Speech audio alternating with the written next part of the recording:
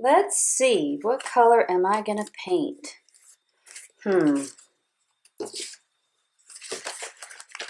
No, I'm not painting a room in my house. This is gonna be an exercise for you. Have you ever had a painting? You're trying to mix a color and you just don't know what it is. What could it possibly be? How do I arrive and achieve that color? It's such a strange color. I don't even know what to call it. It's almost maybe like mud or you just don't know. Well, I've got the answer for you. Like I said, we're going to try to mix colors that are very hard to mix, to kind of, they're undefined colors.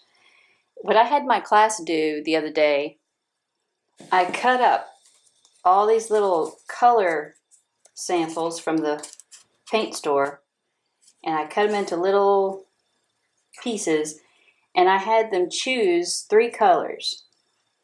And so there's just a multitude of different things here. And I didn't pick colors that were pretty for them to choose from or anything like that necessarily.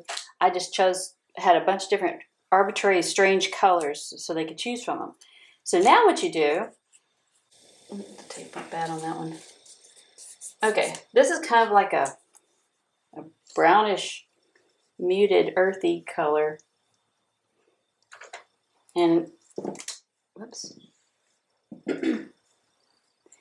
And what you do is you just start trying to achieve that color.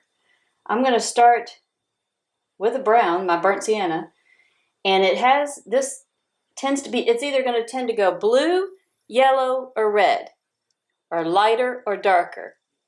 So I'm trying to get a good base color. This is pretty much where I think I would start. I'm going to add a little blue to that. And a little bit of yellow.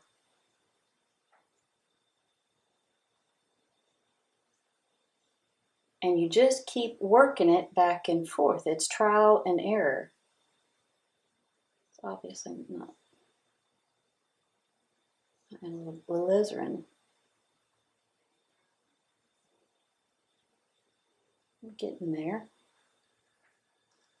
I want to add a little white.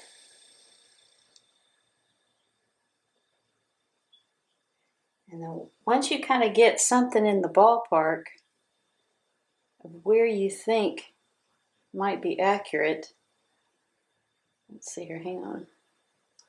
I still need to go a little more blue. You just compare this color to what you've got here, and then once you think you're in the ballpark, paint it on there. Look, wow, that's way too dark. Okay, keep working.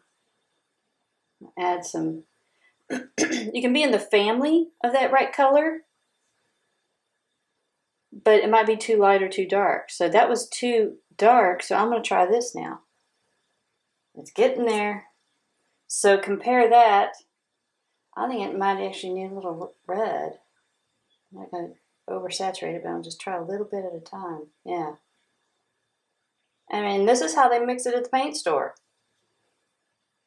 They add more or less blue, yellow, and red. It's getting there. And you want to just keep working it until you get something that is absolutely spot on.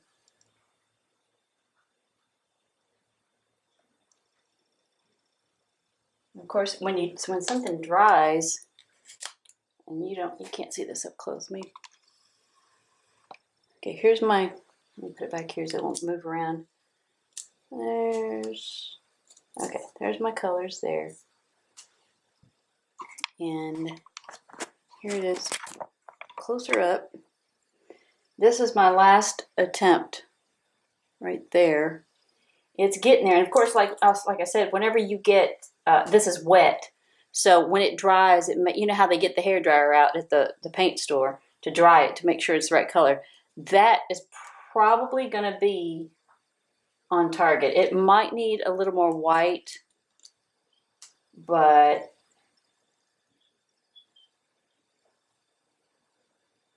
you try it and see.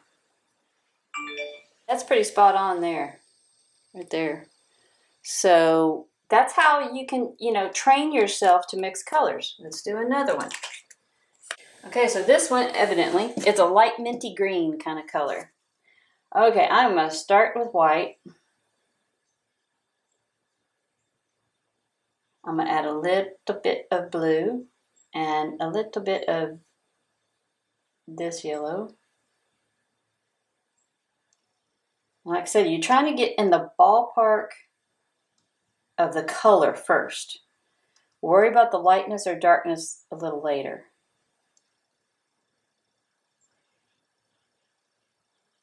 This one was not too hard to achieve. Well, it's still not accurate. It's a little too yellow.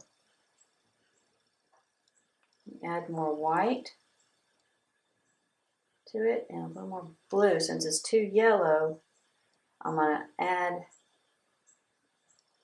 a little red and blue to it. Because when something is too much of a certain color, what do?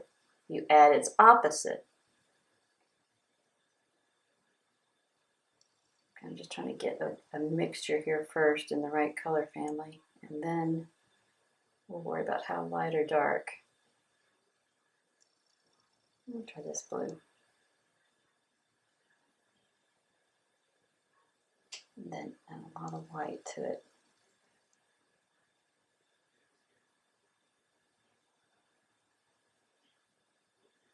Let's see what that does. The sun's coming out. It's getting closer. You can see it. Zoom in on it. It's getting there. Okay, and let's just keep, it's a little too, what is it? Let's just add more white. Because this is basically a white with just a little tint. Just grab a little bit of that green and see. That's looking pretty good. Let's see what that looks like close up.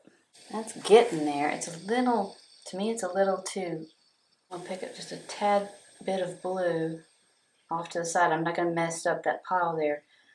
I just want to get just a little bit on my brush to tint it just a little. Might have been too much. Let's try it. I think the other one was a better match. It's too dark too. You would think this color would be easier, but there's more subtleties in something like this. And so let's see. Still need to go a little.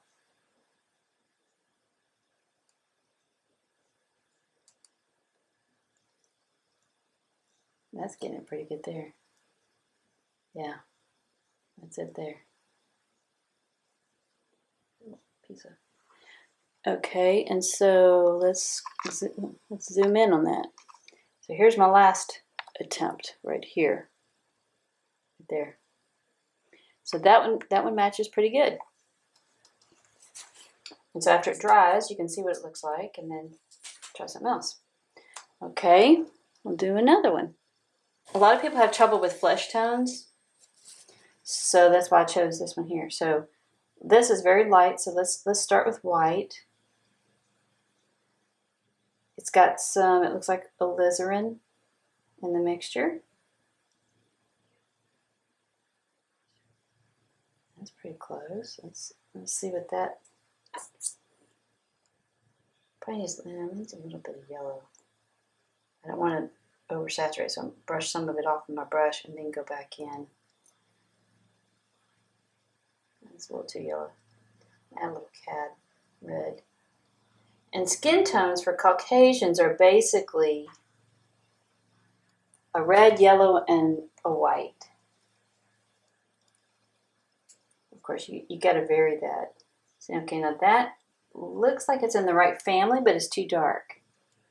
So let's add white.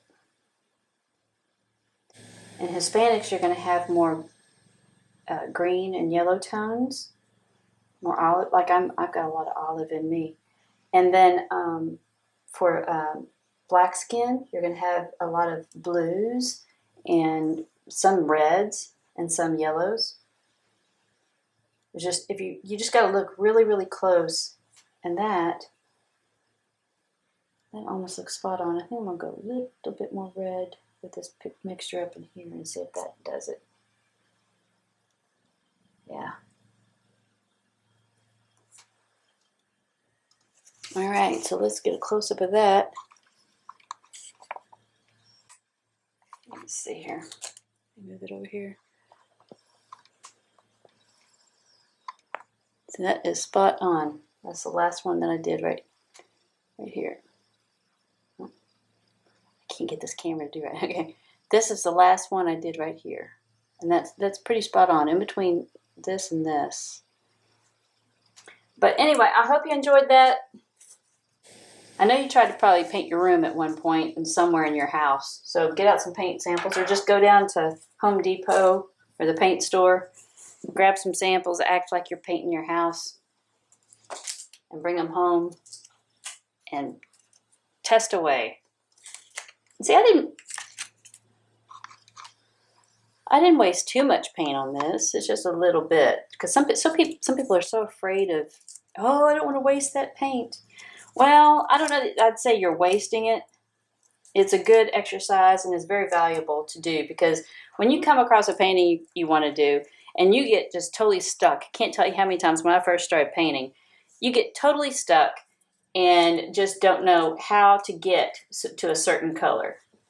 And this is perfect for that.